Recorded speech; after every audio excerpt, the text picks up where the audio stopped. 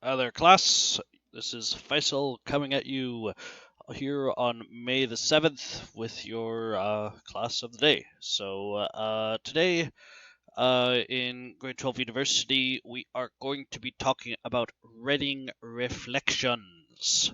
So, a reflection is a sort of 1 to 2 paragraph response to an article, right? Usually about 1 page. Typically, in your first year of university, which is hopefully coming up either in September or the year after, you're going to have to write quick reflections as part of any seminars that you are attending in your course. So the way this thing works is basically, your professor will give you readings every week, and you will have to do those readings, first of all. And before your tutorial discussions, a tutorial is usually a group of 12 people along with a grad student talking about readings. You'll have to write a reflection, right? And usually it's about a page. Usually it's not too difficult, but you basically are writing your take on a certain issue, a reading, or an article, right? Sort of saying, okay, this is what I think of that, right? So each course, very typically will ask you to do one of those a week, and they aren't too hard, but you do have to stay on top of them, and you do need to know how to rate them. So the thing is with these is you're not just trying to say what you think in these, but you're also going to be asking good questions. So let's talk about how you write one of these. So first of all, these reflections follow paragraph structure, right? If you're in grade 12 university, right, most of you were in my grade 11 university last quad, but even if you weren't, I assume you know how to write a paragraph, right? Or at least I hope. If you're in grade 12 university and you don't know how to write a paragraph, then that'll be difficult, but hopefully none of you are in that situation. Hopefully. Nevertheless, just in case, very quickly, a paragraph is going to have 3 things. It's got a topic sentence, right, which is your main idea or your answer to the question. It's got supporting sentences, and then it's got a conclusion, right? So you guys have all done that before, I hope, and you know how to do that, right? So topic sentence, answer the question, supporting sentence, why is your answer correct, and then a conclusion where you restate your topic sentence. So a reflection is going to be about 200 to 300 words, and it's going to be about 1 or 2 paragraphs, right? You can write a reflection as just a single paragraph. Often you don't want to because there's more to say than just what you will say in 1 paragraph. But it's going to be about 200 to 300 words, which is to say, about a page or less, right? So it depends really on your professor. But 200 to 300 is a good range, about a page for each reflection. So let's take a look at what one of these things will look like. So let me use this example question as a starting point, right? And I'm going to ask the question for myself, has Canada done a good job of containing the coronavirus? Right? So first of all, before I talk about what I've written here, this is the rough length of what I have done, right? So this is in 12 font, right? This is about 300 words, I think. Let me make sure. How many words is this? Tools, word count, 316. So I went a little long, but that's okay. So roughly this long is the answer to that. Oh, and I will put this document onto the website for you to look over. So if you want to read this carefully, you can. But nevertheless, let me make this bigger. 18 font. There you go. The way it's written is not that different from the paragraphs you've done in previous courses, right? It starts with my opinion. I feel that Canada has done a fairly good job when it comes to containing the coronavirus, with some areas of improvement, right? So that first sentence is my topic sentence.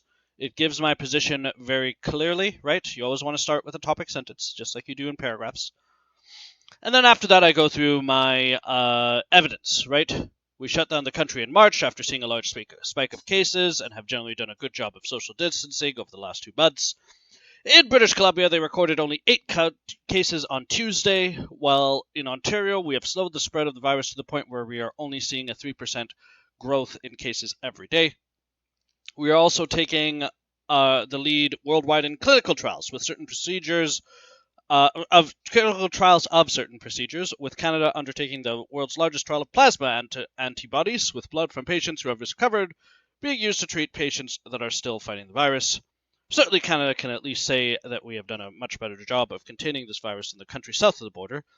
As of today, for every million persons in Canada, coronavirus has killed 107, while the Americans have seen their deaths per million rate go to 218, and is only getting worse. Canada has thus done a fairly good job when it comes to containing the coronavirus. Okay, so over here, just like usual, you've got my supporting sentences. Now, you don't need to do the whole thing with like first of all, for example, second of all, for example, right? All of that business, right?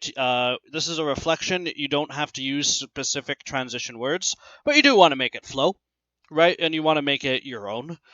What you'll find now that you're going towards university is that it's not as much about structure as it is about style, right? So don't think you have to copy the way I write, right, and use the same transition words or anything like that, right? You should just do it in the way you think is best.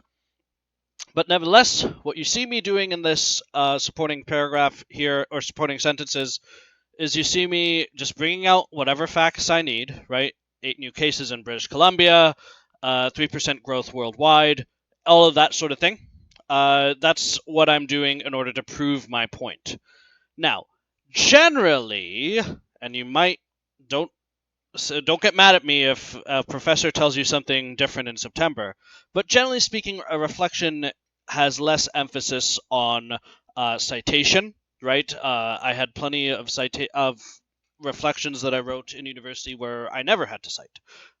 So generally, there's less emphasis on that because it's more about your reaction and your feelings about a matter, right?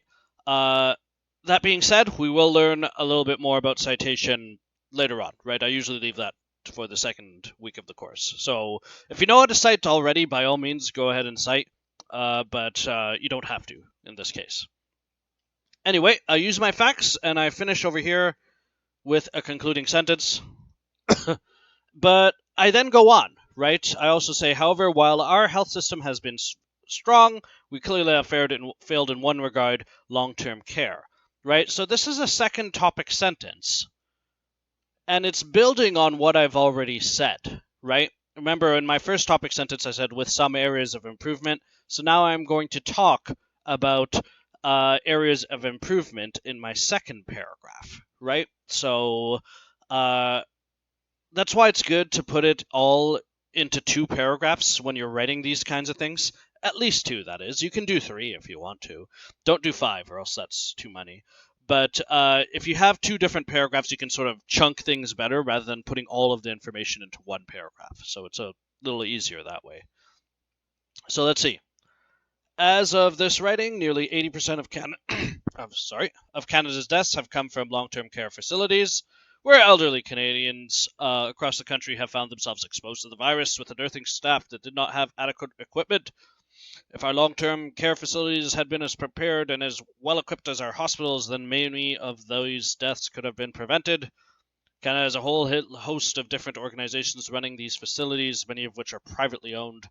From this point onward, would it be a good idea for the government to run these facilities themselves, right? I'm going to actually change that. Run these facilities themselves with full funding from the public. So, it's just in a second paragraph. It still uses topic sentence, supporting sentences, and a conclusion, but it's building things up. And you'll notice that I end there with a question, right? So I end that particular paragraph with that question at the end. And that's an important thing because asking questions is the heart of university life, right? You want to be able to ask questions like this in order to effectively engage with the topic, right? Asking questions is a good thing in university, both in your writing and in just the classes in general, right? So I end that with a question because we're trying to start our discussion here with this reflection. Meow. These are pretty long. am I gonna have to write one for every university course I take every week? Good question, Dragos. First of all, maybe, right? It depends on your courses and which university you're in and everything like that. Some professors just want you to go in for the tutorial. Other professors just want you to, write one of these, maybe, and, just leave it at that, maybe 2 or 3 per quad, or semester, I should say, right? So it really does depend. That being said, uh, university can be pretty tough, right? And you should get used to writing these kinds of things. The thing to know is that these are based on your opinion and feeling, right? So what it should be is you should read the article or read whatever issue that you've been studying, right? Whether it's a history course, sociology course, or whatever it is, and give your own feeling about it, right? So use things that you hear from lecture and everything like that, things that you see from the reading, draw on those and give your sort of take on the issue, right? That's what the point of reflection is. It's your reflections on what you have learned, right? So once you get used to writing these, right, you should be able to churn them out like this, right? Just sort of do it in like half an hour or something because it's not too difficult a job. So let's have you guys do one right now. So yesterday I asked you guys to look at this article from the BBC, right, published also about coronavirus. By the way, I promise we won't just talk about coronavirus in this class. But nevertheless, right, we had this article published by the BBC about the US backlash that they're having about masks, right? And how the Americans are refusing to wear masks. There was one really terrible incident, actually, where a security guard at a store asked someone to put on their mask, and instead of putting uh, on the mask, they shot the security guard, right? The man shot and killed a security guard rather than put on a mask, right? So that's all in the article there. And the question I have for you guys is very simple, right? So here we go. Let me type it right here. So, your reflection question is: should Canada make it a legal requirement for citizens to wear masks when they go outside? So what I mean by that is, should I have to wear one of these every time I go outside until the pandemic is over, right? Should that be a legal requirement? Should we make it so that if you aren't wearing something like this, you are fined or you get sent to jail or something like that, right? Is that what we should do here in Canada, right? Because whenever the society opens up again, right, which hopefully will be sooner rather than later, right? That's what Doug Ford said earlier this week, right? So society is going to open up eventually, and the question is, well, should that when that happens, should everyone have to wear one of these, right? So if you're outside without one of these, should you get in trouble? Should the police give you a ticket or something like that? So that's my reflection question. So I'm going to be giving a couple of these reflections throughout the next week, right? Probably about 3 in all. So don't. It's not going to be handed in right away, right? You're going to do 3 and then give them all to me at the same time, right? So hopefully at least one of them, or you'll be able to do that. But for now, for this one, I do want to get a sense of what kind of writers I have in my class. So I'm putting my email right there on the screen, right? And you can also contact me for the Google Classroom. Send me a reflection in. This won't be for the marking part. This will be for the feedback part, right? So over here in my house, I can't really look over your stuff. Normally in my classrooms, those of you who've had me before know that I like to walk around with a pen and just be like, hey, you forgot the comma there, or you put a period there, or whatever it is, right? But I can't do that right here. So what I want you guys to do is send in first copy of the reflection just to that email address so that I can give you guys a little bit of feedback, right? And tell you how you're doing there So again, this is not going to be for you to hand in, right? This is going to be for you to um, just get feedback on, right? And then next week we'll hand it in for real. All right? Does that make sense? I hope so. Anyway, guys, we'll leave it there for today. I hope this made sense, but if you have any questions, just leave them in the comments, and I will get back to you soon. And to all of you, have a very good day, and thanks so much for watching, and I'll see you next time.